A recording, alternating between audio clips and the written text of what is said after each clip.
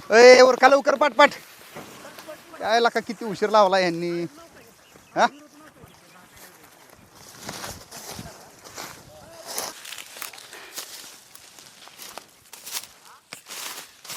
हा हे seat boy driver हा इधर पावती तुमची तेवढं मालकाला सांगे 200 रुपये द्यायला.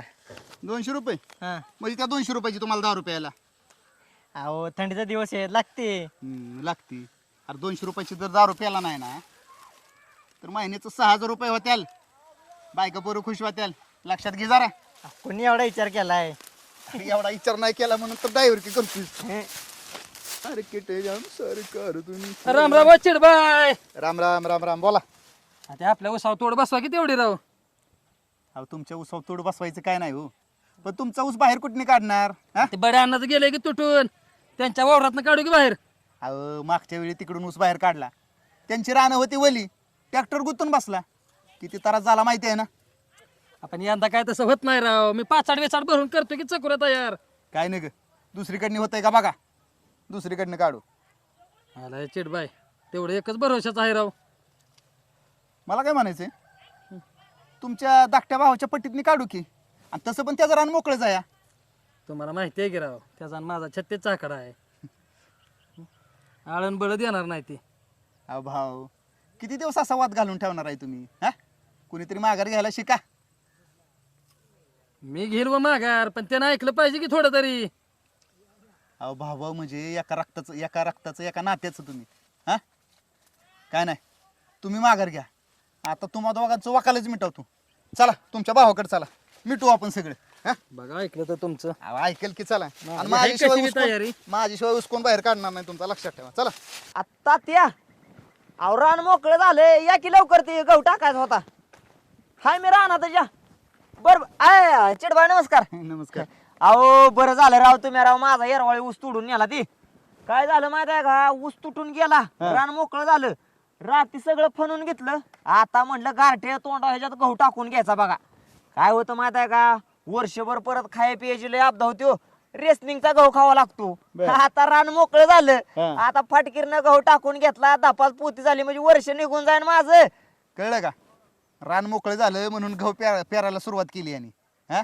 ध्यानात ठेवा, पटकेने ऊसाची तोड बसवून घ्या, ना काढगापणा करू. बरं येऊ का म्हणते. बरोबर चालतं, थँक्यू बरं का. ओके चला. आता त्या अहो या की रानातच आम्ही बसलो. या लवकर या. हो हो या. हा आयला ऊस पार जळायची वेळ आली तरी बाहेर काढाय वाट भेटाना. काय करावं, मला डोकंच चालना झालंय. ए दीपकराव, हो काय करताय?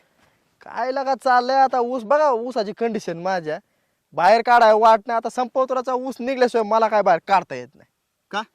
अरे भाऊची जागा आहे की ऊस बाहेर काढायला. कोण हे वय मग बरं का चिट भाऊ, ऊस जाळून टाकीन ऊस, पण ह्याच्या वावरातून बाहेर काढायचो नाही मी. का?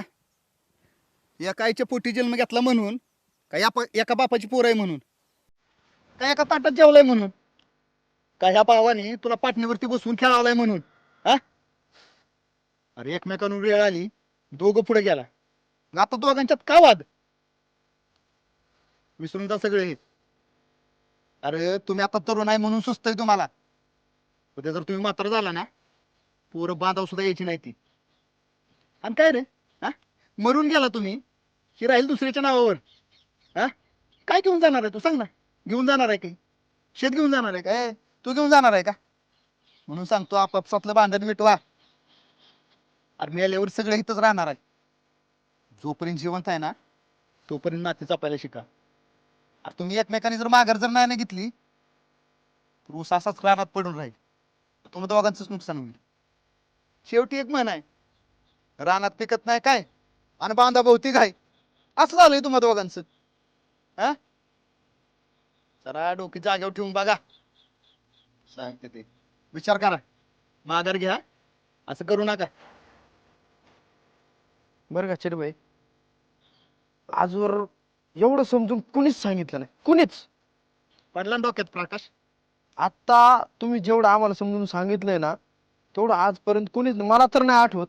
आणि येऊन कोर्टात जरी गेलो असतो ना तरी वकील म्हणला असता काय नाही हो, त्याला लय अडकू आपण. नाही, तो असं नाही म्हणला कधी मिटून घ्या एकाची लेकर तुम्ही, असं कधीच म्हणणार नाही तू. तो कसा म्हणेल मिटवून घ्या, हा त्याची चालते राहते ना, ही कोण सांगणार नाही. आणि सांगायला कोणी पाहिजे. हा? एकत्र खेळलाय ना तुम्ही, तुम्हाला कळू नाही का, तुम्हाला आकला नाहीत का? नाही ना, आता डोळ्याची झाबड खाडकन उघडल्यात. मोठा भाऊ म्हणजे ना साक्षात बापाचा अवतार आहे, मला आज लय कळलंय. कळलं ना? लय म्हणजे बापच येतो थोडक्यात माझा, बापानंतरचा बाप आहे माझा तो. मी हे राहू दे इथं. मी ना करायला चालू होतो, पण तुमच्यामुळे का नाही मला शब्द सुचना झाल्यात, पण तुमच्यामुळे मी आज लय म्हणजे ना. असू द्या, तुमची चूक तुम्हाला कळाली ना, असंच एकमेकाचं नातं शेवटपर्यंत जपा. आणि होच वारसा तुमच्या पोरांना द्या. तुमच्यात वाद होते, पोरांच्यात वाद होऊ द्या ना काय. हा? चला, उद्या कोणाच्यात ऊस तोड बसवायची सांगा. आधी ह्याचा तोडा. नाही नाही, आधी ह्याचा तोडा, मग माझा माझा नंतर आधी ह्याचा तोडा. तू माझा बघा तसा ठेवतो त्या संपतरावाचा तोडतो. आजचा